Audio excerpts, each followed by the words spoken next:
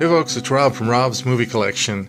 I wasn't sure if I was going to do this week's genre files because it's film noir, and I know next to nothing about film noir. In fact, I don't know enough of it to know if I even had any that qualified in my collection. Fortunately, this past week I was rearranging everything, and I kind of made a new section of thriller/suspense ones that I pulled from my drama section. So I was looking through that, and I came across this one called The Lady from Shanghai, which apparently is a film noir. At least it says that on the back of the DVD box or Blu-ray box and on the description online. So I'm going with that one.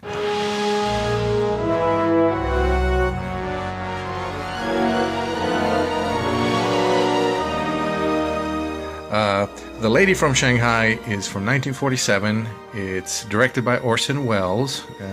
It stars Orson Welles and his soon-to-be ex-wife, Rita Hayworth, and also Everett Sloane and Glenn Anders.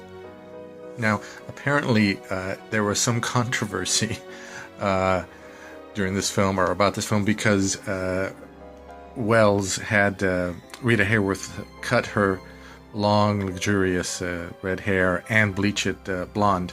And this was a big thing because she was very popular because of that hair. And the year before in Gilda, she had done the famous hair flip that just became iconic. Even showed up in the Shawshank Redemption many, many years later. Some say that that's one of the reasons that the film didn't do well at the time. I doubt it, but who knows? People are funny.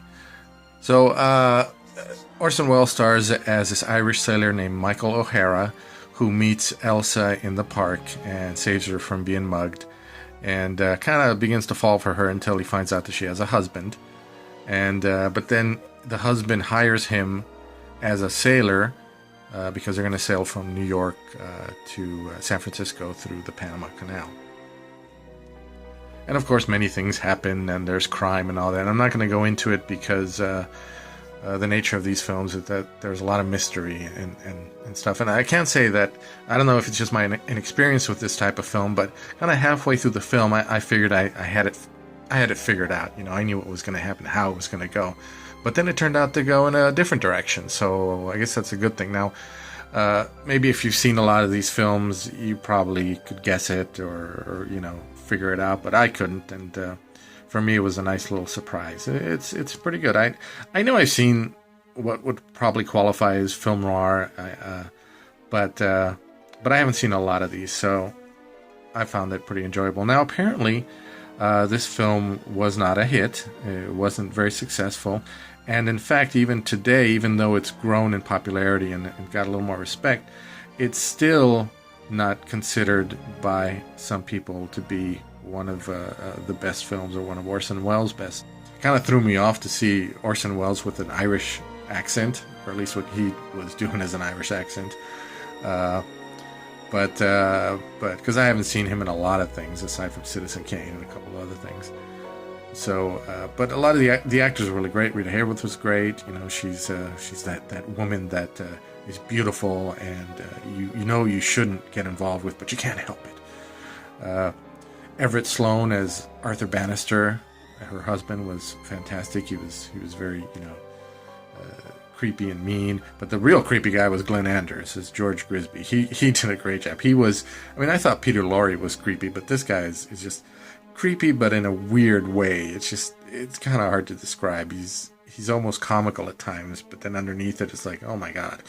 So, and it's got some great scenes. It's got this great courtroom scene that's in the middle of this, which is almost comical at times. It is comical at times. It's just strange. So I liked it. I liked The Lady from Shanghai. From my limited experience with film noirs, I enjoyed it. I don't know if anybody out there knows more about the genre and what you can say about it, or if you think it's not maybe one of the best. But for me, I enjoyed it a lot. I haven't seen a lot of Orson Welles films. I haven't even seen a lot of Rita Hayworth's films besides Gilda. But I thought it was pretty good, and I enjoyed it a lot. So I can recommend it. And that's my entry for the Genre Files Film Noir.